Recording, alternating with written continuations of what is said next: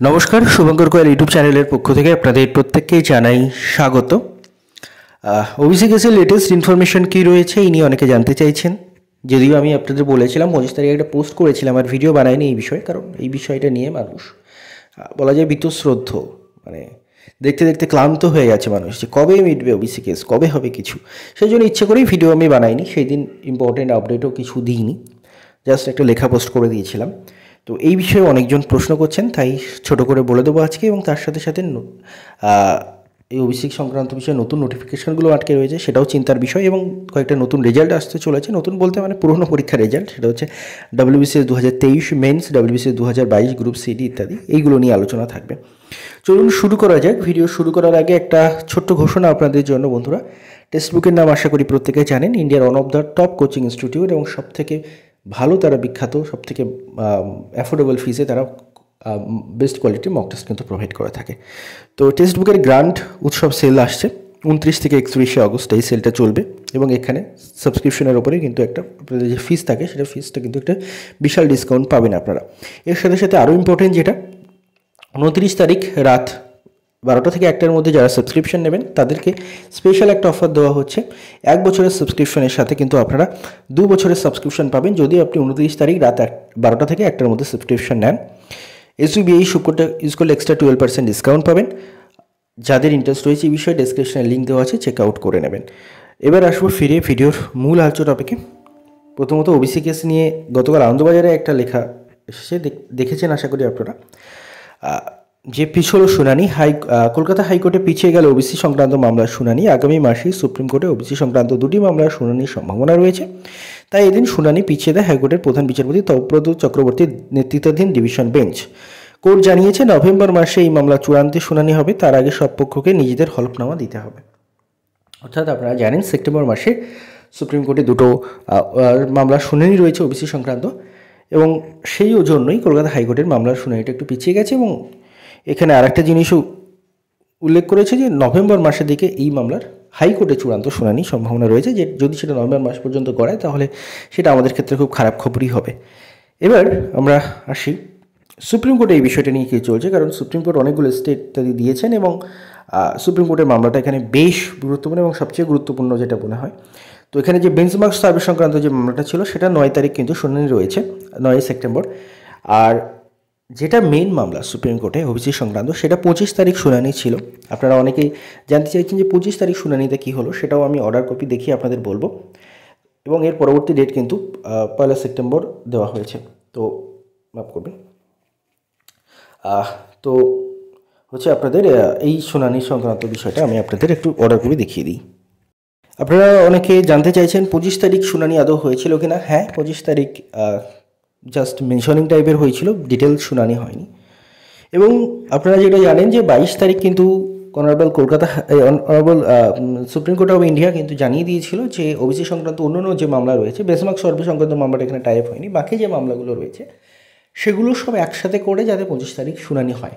এবং সেই অনুযায়ী 25 তারিখ কিন্তু কেস মেনশনিং হয়েছিল, কিন্তু কোনো এক পক্ষের উকিলদের তরফ থেকে কিন্তু হয়তো এক্সট্রা সময় চাওয়া হয়, যেটা এখানে মেনশন করা নেই, তবে যেটা দেখে যেটা মনে হচ্ছে এক্সট্রা সময় চাওয়া হয়, তার জন্যই কিন্তু কেসটা আবার পরবর্তীতে 1 সেপ্টেম্বর তারিখে কিন্তু দিয়েছে।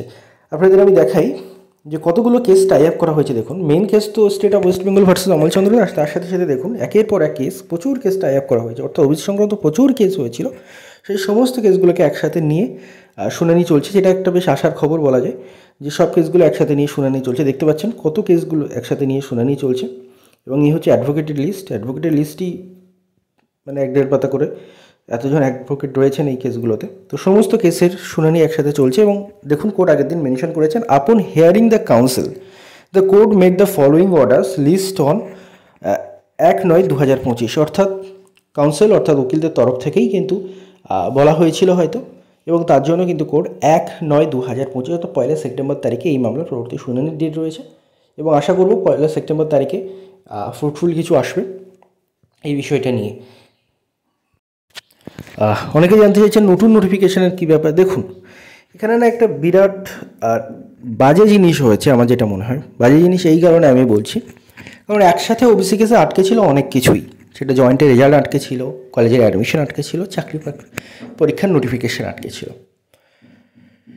কলেজের অ্যাডমিশন খুলে গেছে, জয়েন্টের রেজাল্ট এসে গেছে এবং সব কিছু হলেও চাকরি প্রার্থীদের জন্য কিন্তু এখনও পর্যন্ত নোটিফিকেশান আসার কাজ শুরু হয়নি। তো আলটিমেটলি মেন বাধাটা হয়তো সরকার কাটিয়ে উঠেছে এখান থেকে। চাকরি প্রার্থীদের নিয়ে কি ভাবছে তারা জানি না। তো নতুন নোটিফিকেশানের বর্তমানে বিশেষ করে আবার পিএসসি তার মধ্যে গোঁ ধরে বসে আছে। তারা কোনো ইন্টারিম স্টে অর্ডার মেনে নোটিফিকেশান বার করবে না, তারা ফাইনাল অর্ডারের জন্য অপেক্ষা করছে। তো যদি ফাইনাল অর্ডার আসতে কয়েক মাস সময় লাগে তাহলে কিন্তু সেই কয়েক মাস পরেই কিন্তু হয়তো গিয়ে পিএসসির তরফ থেকে নতুন নোটিফিকেশানগুলো একের পর আসবে।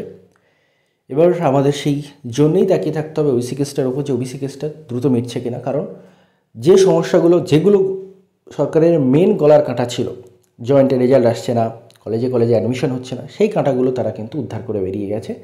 এখন আপাতত চাকরি বাকরির নোটিফিকেশানগুলো আটকে রয়েছে এই অজুহাতে যে যতক্ষণ না ফাইনাল হিয়ারিং আসবে, অর্থাৎ এইগুলোর জন্য ইন্টারিম অর্ডার কাজ করলো, কিন্তু চাকরি বাকরির নোটিফিকেশানের জন্য ফাইনাল তাদের আসবে, ফাইনাল অর্ডার না আসলে তারা কাজ করবেন না। তো এই হচ্ছে ব্যাপার। তো নতুন নোটিফিকেশান নিয়ে বেশ ধন্দেই রয়েছি আমরা প্রত্যেকে, সবাই এখন বলা যায়। WBCS 2023-এর মেন্সের রেজাল্ট কবে আসবে এটা নিয়ে বহুজন জানতে চান। দেখুন, এই রেজাল্টটা আপনাদের সেপ্টেম্বর মাসে আসার একটা সম্ভাবনা রয়েছে। WBCS 2022 গ্রুপ সিডি, এটাও সেপ্টেম্বরের প্রথম দিকে হয়তো গ্রুপ সি এর রেজাল্ট আপনারা আশা করতে পারেন, এবং তারপরে হয়তো গ্রুপ সি এর ফাইনাল রেজাল্ট, এবং তারপরে হয়তো গ্রুপ ডি এর মেন্সের রেজাল্টও আসতে পারে। তো আবারও রিপিট করে দিই, 2023 WBCS মেন্সের রেজাল্ট, মেন্সের বিশেষ করে এবি রেজাল্ট, সেটা হচ্ছে আসতে পারে সেপ্টেম্বর মাসে, কিন্তু আসার সম্ভাবনা একটা রয়েছে। তার সাথে সাথে WBCS 2022 গ্রুপ সিডি, দেখুন একটা জিনিস দেখুন, নতুন নোটিফিকেশান আসছে না, বিশেষ কোনো চাপ নেই পিএসসিতে, পুরোনো কাজগুলো তারা কিন্তু দ্রুত করতে পারে, তারা কিন্তু তাও করছে না। যে 22-এর রেজাল্ট এখনও পর্যন্ত তাদের ঢিলেমি চলছে। তো 22-এর গ্রুপ সি এর রেজাল্ট, এটা হয়তো সি এর ফাইনাল রেজাল্ট, সেটা হয়তো সেপ্টেম্বরের প্রথম দিকে, এবং তার পরপর হচ্ছে গ্রুপ ডি এর মেন্সের রেজাল্ট আসতে পারে। এই হচ্ছে খবর। তো আপাতত আমরা এখন অথই জলে হা করে, মানে ইচ্ছে নেই ওবিসি কেস নিয়ে, মানে শুনতে শুনতে আমারও বলতে বলতে মুখ ব্যথা হয়ে গেছে, আপনাদের শুনতে শুনতে কান ব্যথা হয়ে গেছে, কিন্তু উপায় নেই। কারণ এই গলার কাঁটা, এই অজুহাত দিয়েই আমাদেরকে আপাতত এখনও পর্যন্ত ঝুলিয়ে রাখা হয়েছে। তো ধন্যবাদ আপনাদের সবাইকে ভিডিওটি মন দিয়ে দেখার জন্য।